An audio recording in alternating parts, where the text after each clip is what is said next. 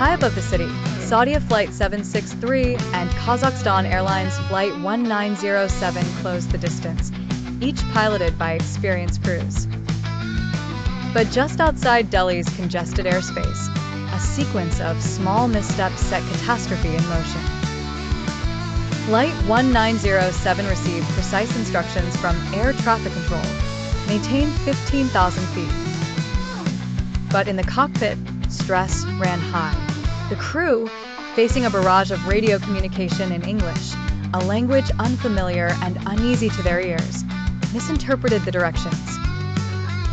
The aircraft slipped below its assigned altitude, descending into the invisible lane of Flight 763.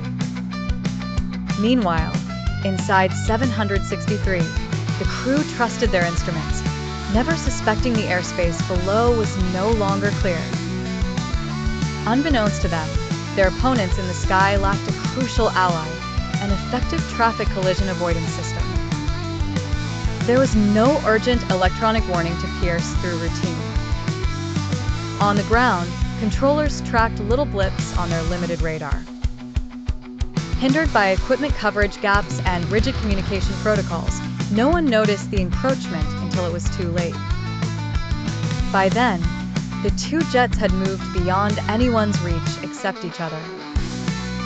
The sky, governed by invisible lines and faith in technology and communication, became a zone of fatal misunderstanding.